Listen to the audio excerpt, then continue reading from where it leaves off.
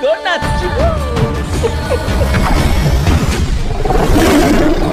କିଛି ଦିନ ପୂର୍ବରୁ କେହି ଯଦି ଆପଣଙ୍କୁ ଆସିକି କହିଥାନ୍ତେ କି ଆଗାମୀ ଦିନରେ ଗୋଟିଏ ଓଡ଼ିଆ ସିନେମାଟି ଆସିବାକୁ ଯାଉଛି ଯାହାର କାହାଣୀ ରହିଛି ବାଘ ନାଚ, ବାଘ ନାଚକୁ ନେଇକି ଗୋଟିଏ ଓଡ଼ିଆ ସିନେମାଟି ତିଆରି ହେଉଛି, ଆଗାମୀ ଦିନରେ ରିଲିଜ୍ ହେବାକୁ ଯାଉଛି, ତ ଆପଣମାନେ ତାକୁ ହୁଏତ ହସି ମଜାକରେ ଉଡ଼େଇ ଦେଇ ପାରିଥାନ୍ତେ ସେ ସମୟରେ।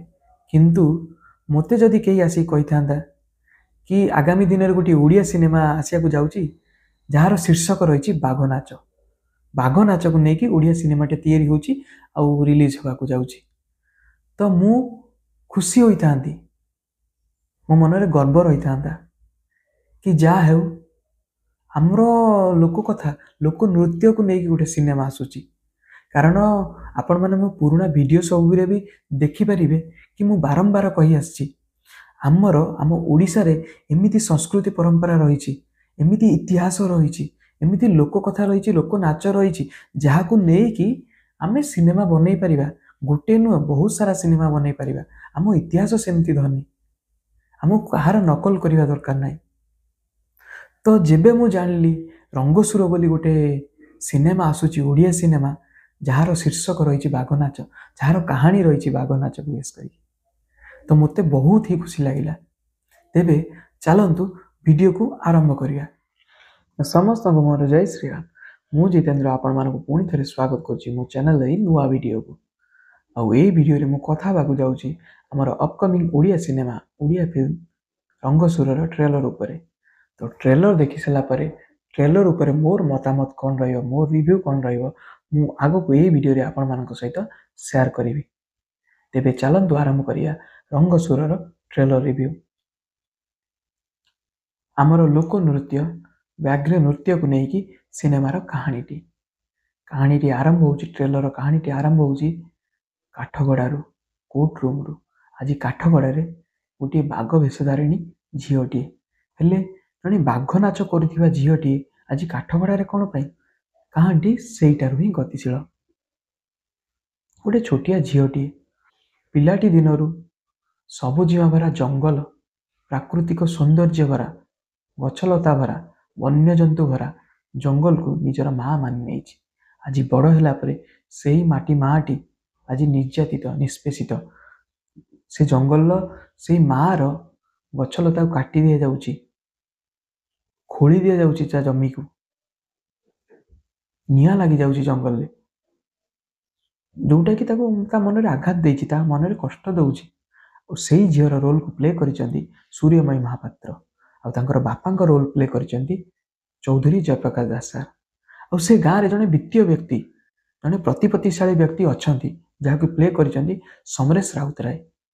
ସେ କହୁଛନ୍ତି ମୁଁ ଏ ଜଙ୍ଗଲର ରାଜା, ମୁଁ ଯାହା କହିବି ଏ ଜଙ୍ଗଲରେ ସେଇଆ ହିଁ ହବ। ଆଉ ଏପଟେ ସୂର୍ଯ୍ୟମୟୀ ଜଣଙ୍କ ସହିତ ରୋମାନ୍ସ କରୁଛନ୍ତି, ଯେଉଁ ପିଲାଟି ସହିତ, ସେ ରୋଲଟିକୁ ପ୍ଲେ କରିଛନ୍ତି ଆମର ସୁଭାଶିଷ ଭାଇ, ମଣ୍ଟୁ ଭାଇ।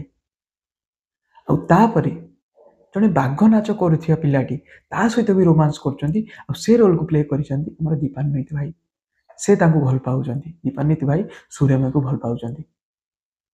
ଆଉ ତାପରେ ଗାଁକୁ ଯେଉଁ ସହରୀ ବାବୁ ଆସୁଛନ୍ତି, ସେ ଜଙ୍ଗଲକୁ ଯେଉଁ ସହରୀ ବାବୁ ଆସୁଛନ୍ତି, ଜ୍ୟୋତି ରଞ୍ଜନ ଯାହାକୁ ପ୍ଲେ କରିଛନ୍ତି, ତାଙ୍କ ସହିତ ବି ସେ ରୋମାନ୍ସ କରୁଛନ୍ତି। ଏମିତି 3 ଜଣଙ୍କ ସହିତ ସେ ରୋମାନ୍ସ କରୁଛନ୍ତି, ଟ୍ରେଲରରେ ଦେଖାଯାଉଛି। ସୂର୍ଯ୍ୟମୟୀ ଏ 3 ଜଣଙ୍କ ସହିତ ରୋମାନ୍ସ କରୁଛନ୍ତି।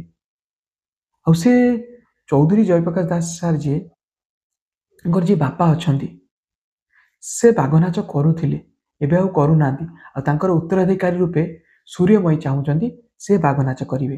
ଯେହେତୁ ଏ ଜଣେ ଝିଅଟି ବାଘ ନାଚ କରିବାକୁ ଯେତେବେଳେ ମନସ୍ଥ କରିଛନ୍ତି, ଗାଁ ଲୋକଙ୍କୁ ଏସବୁ ଭଲ ଲାଗୁନି।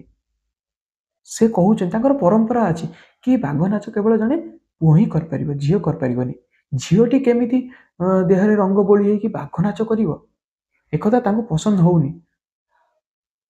ଏସବୁ ଘାତ ପ୍ରତିଘାତ ଭିତରେ ଆମର ବାପାଙ୍କ ତତ୍ତ୍ୱାବଧାନରେ ସେ କେମିତି ଆଗକୁ ବଢୁଛନ୍ତି, ବାଘ ନାଚ ଶିଖୁଛନ୍ତି, ବାପାଙ୍କ ଠାରୁ ଶିଖୁଛନ୍ତି, ସମର୍ପଣ କରୁଛନ୍ତି ନିଜକୁ ବାଘ ନାଚ ପ୍ରତି, ଆଉ ଆଗକୁ ଯାଇକି ବାଘ ନାଚ କରୁଛନ୍ତି। ଆଉ ଗୋଟେ ଦୃଶ୍ୟରେ ତାଙ୍କ ଭିତରେ ମା ଠାକୁରାଣୀ ଆସିଥିବାର ଦେଖାଯାଉଛି। ଏସବୁ ଭିତରେ ଝିଅଟି କାହିଁକି ଆଜି କାଠଗଡ଼ାରେ, ତା ଜୀବନରେ ଏମିତି କ'ଣ ଘଟିଗଲା କି ସେ ଆଜି କାଠଗଡ଼ାରେ ଛିଡ଼ା ହେଇଛନ୍ତି? तो पूरा कहानी देखिया पाई आपण मानक अपेक्षा करिया को पड़िबो फिल्म रिलीज को, जोटा कि आमर जनवरी 12 तारिख दिन सिनेमा घर रिलीज होगा जाऊँगी। और सिनेमार मुख्य चरित्र अच्छा सूर्यमयी महापात्र, चौधरी जयप्रकाश दास सार, दीपान्वित भाई, ज्योतिरंजन भाई, सुभाषिष भाई, समरेश राउतराय भाई, आउ आमर जड़े लिजेंड जमी चौधरी जयप्रकाश दास सार सेमती चौधरी विकास दास सार, ये माने समस्ते अच्छा। आउ ट्रेलर मते भल लगी जेहेतु यहाँ आम माटी मार कहानी, आमर लोक परंपरार कहानी, लोक नृत्यर कहानी, लोक कथार कहानी। तो मत ट्रेलर बहुत ही बढ़िया लगी। ट्रेलर बहुत बढ़िया वे बना जाए। बाघ नाच भी देखा आमर बाघ नाच सहित आमर अन्य जो सब नाच अच्छी से भी देखा वेश धारण करिकी मुकुट पिंधिकी सबू देखा लोक मैंने नाचुंट बढ़िया लगुच।